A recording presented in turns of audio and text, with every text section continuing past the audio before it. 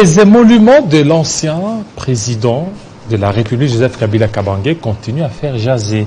On a suivi son épouse, Madame Olive Lembe Kabila, qui demandait à ce que jusque-là, ça fait quelques mois que son mari ne perçoit plus ses émoluments. Nous allons essayer d'en parler avec Lompempe, cadre du PPRD. Est-ce qu'il est toujours cadre du PPRD ou opposant? Lompempe, bienvenue. Merci beaucoup, Jean-David. Voilà. Aujourd'hui, vous êtes là, vous demandez à ce que l'IGF puisse enquêter, puisse mener des enquêtes sur des émoluments de Joseph Kabila Kabange. Non, mais d'abord, merci beaucoup pour l'opportunité. Je crois que c'est une occasion pour nous de fixer encore l'opinion à ce qui concerne ces débats-là, cette contradiction.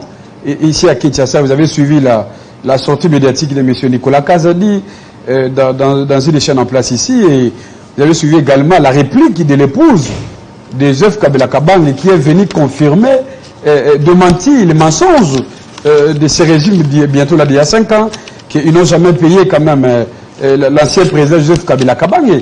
Pourtant, Joseph Kabila Kabange, c'est l'ancien président de la République qui, vous savez, si vous lisez la loi de 2018, vous allez voir que certains Congolais prévu les allocations et les avantages pour l'ancien président de la République. Malheureusement, nous sommes rendus compte que non, 4 ans et demi après, Joseph Kabila Kabange, il est victime d'une campagne d'intoxication, surtout à l'opinion.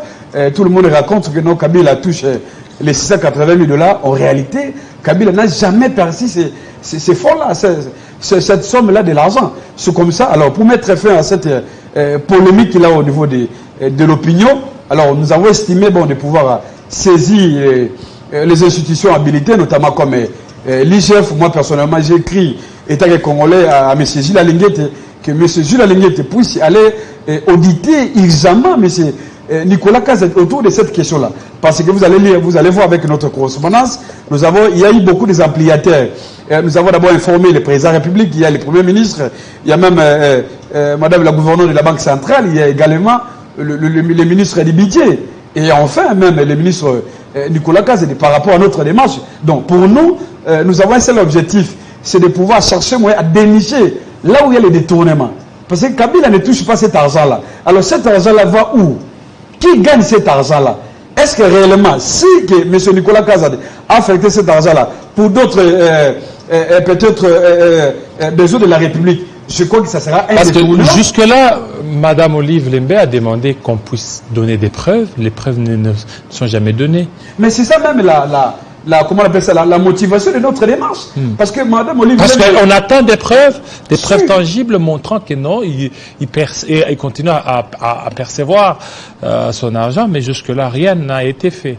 Non, mais cher David, vous savez, ce que Mme Olive Lembe a dit, c'est pour mettre fin dans les mensonges. L'objectif, c'était que non, il fallait d'abord mettre fin dans les mensonges à l'opinion. Parce que tout le monde, vous savez, à un moment donné, on voit, moi j'ai suivi même, et comment il s'appelle, les messieurs ici, comment il s'appelle encore, Kabouya. Kabouya parlait sur une radio en place. Il a confirmé que l'ancien président Joseph Kabila Kabange touche son salaire. Et pourtant, son épouse, la distinguée Mme Olive Lembe, elle a juste lancé le débat à l'opinion, de sorte que nous poussons savoir la vérité là où est la vérité. C'est comme ça que moi j'ai saisi l'IGF et que M. Gilles Alinguete, il a l'obligation de pouvoir travailler, de faire son travail. Parce que c'est une preuve. Pour quel intérêt Nicolas Kazadi bloquerait les émoluments de Joseph Kabila? Non, mais c'est ça même la question que nous nous posons en tant que politique.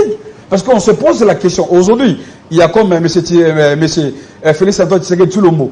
Bientôt, je crois, il sera également deuxième ancien vice-président de la République. Donc, lui aussi, il va pouvoir bénéficier de ces avantages et comme allocation prévue par la loi. Parce que ce n'est pas un décret. Malheureusement, Joseph Kabila Kabange, il est victime de ces régimes. Parce qu'on ne comprend pas. Ce qu'on a prévu dans la loi, alors pour matérialiser cela, ça pose un problème. C'est comme ça que nous avons décidé de mettre fin autour de cette polémique-là. Il faudrait que non, mais c'est Nicolas Kazadi. Parce que je vois, on nous envoie un certain nombre de communicateurs de l'Union Sacrée qui passent dans d'autres chaînes de télévision pour montrer des faux modéraux.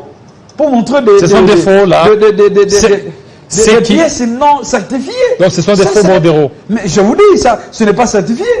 C'est comme ça que moi je lance un défi. Je crois que M. Nicolas Kazadi, il me suit là où il est dans son bureau. Il est censé de pouvoir brandir les éléments nécessaires. Si réellement que Kabila touche l'argent là, C'est très important. S'il ne touche pas cet argent-là, alors, qui bouffe cet argent-là? Est-ce que c'est détourné ou bien ça s'affectait pour autre chose? Parce que vous ne pouvez pas affecter l'argent, n'est-ce pas, destiné au paiement d'un ancien président de la République. C'est quoi, là, c'est très grave. Est-ce qu'ils ont peur de Joseph Kabila? Mais écoutez, avoir à peur ou pas, mais aujourd'hui, moi je sais que Kabila est sollicité par les peuples congolais. Hein.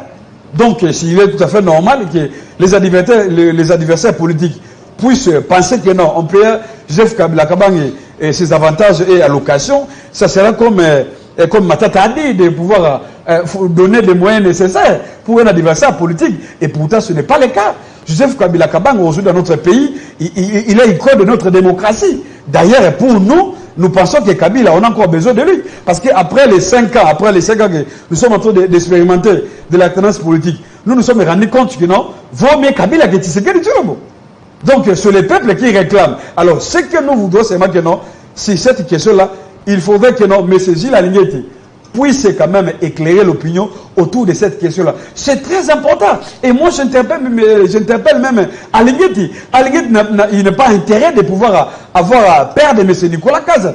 Il doit aller auditer M. Nicolas Kaza, de sorte que non, les peuples congolais sachent réellement la destination de l'argent de M. Kabila Kabange. Parce que Kabila ne perçoit pas ça. Son épouse a dit la vérité. Alors, puisque vous parlez des matins, voilà, vous parlez des matins tout à l'heure, c'est qu'on est en train de comprendre qu'il y a un signal fort. On voit les fils et filles de certaines provinces qui veulent se réconcilier. Après le Katanga, cette fois-ci c'est le Maniema, ainsi de suite, des formes de paix et de réconciliation. C'est à saluer par vous, PPRD. Non, mais écoutez, il faut toujours préciser que PPRD, c'est le parti, c'est parti fort au sein du Fonds commun pour le Congo. Nous sommes pour l'IFCC.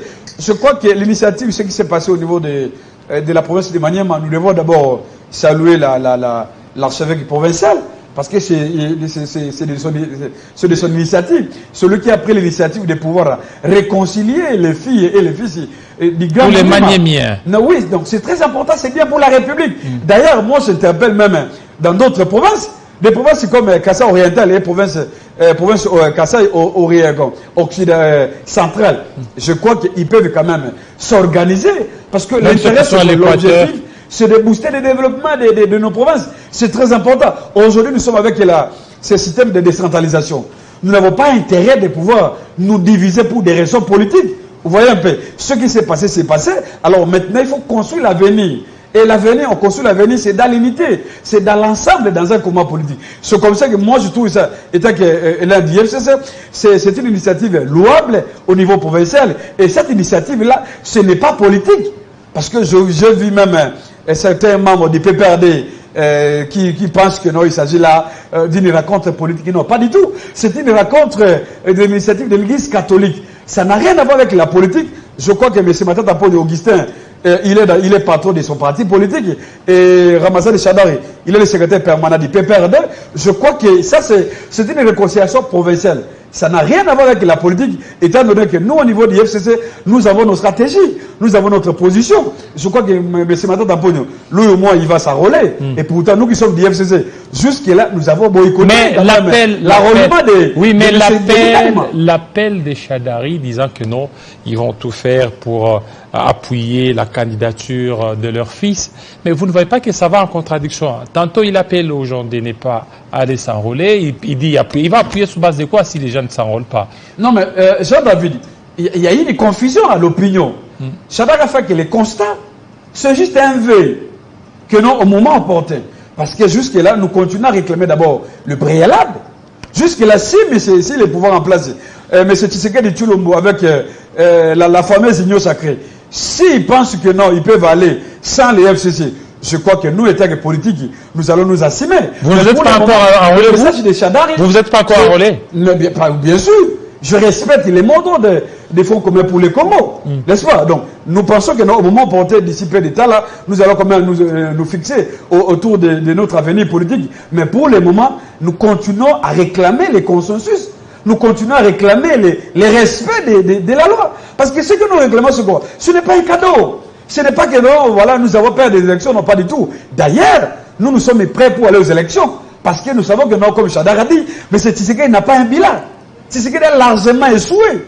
Donc pour nous, les élections restent le seul moyen de pouvoir chasser Tshisekedi de manière démocratique. Mais pour y arriver, il y a des préalables, notamment d'abord au niveau de la Cour constitutionnelle. C'est très important parce que le format actuel de la Cour constitutionnelle, ça ne donne pas la confiance. Ouais, ça vous avez toujours dit, mais il y a d'abord aussi la situation sécuritaire. De la CENI. Voilà, la situation sécuritaire. Aujourd'hui, on vient d'apprendre qu'il y a vraiment des avancées significatives des non-FARDC.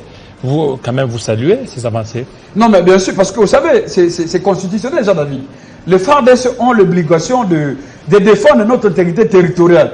Et à tous les niveaux. Le problème, c'est quoi? C'est M. Tshisekedi, par exemple. Je me dis, est-ce que si réellement Tshisekedi, il a autour de lui des stratèges? Parce que regardez aujourd'hui, les FARDC se remontent parce que la fois passée, vous savez que j'avais critiqué sérieusement là, le leadership de M. d'état-major qui s'est tué, oui. Parce que depuis qu'il est là, on ne sent pas là, le changement sécuritaire. Mais pour le moment, je pense que non. Mais c'est Tshisekedi Tshilombo, il peut se rattraper, de donner encore la confiance à notre FARDC à pouvoir mettre fin aux aventures de M23. Parce qu'avec les EAC, il n'y a pas l'espoir, Jean-David. Ce conseil que je voudrais bien lancer un message au niveau à l'Assemblée nationale avec M. Mbosso et même Batu Lukobo, parce que moi je lis les traités sur les EAC. Vous savez, tout le monde réclame notre sortie dans cette organisation, parce que cette organisation-là, c'est devenu comme une organisation d'occupation de notre territoire. Alors j'interpelle l'Assemblée nationale, c'est à l'Assemblée nationale de prendre une résolution, de pouvoir mettre fin à notre participation, à notre adhésion au niveau de la RAC. Je pense qu'avec la rentrée parlementaire ici, les élus nationaux qui sont conscients, qui ont la volonté de pouvoir protéger le Congo, je crois qu'ils vont donner cette résolution-là. Et que j'invite surtout Mbata, parce que Mbata il est dans le champ, dans le champ médiatique. Donc, M. Mbata aujourd'hui, j'invite Mbosso et Mbata de prendre le courage politique de donner cette résolution-là, parce qu'avec ça, ça va nous permettre de quitter officiellement les EAC. Merci. De continuer avec. Merci beaucoup, M. Lompempe, surtout de votre passage à nous. Restez branchés sur Télé 50 tout à l'heure, la grande édition d'Arlette Boutella. Restez branchés sur Télé 50. À très bientôt.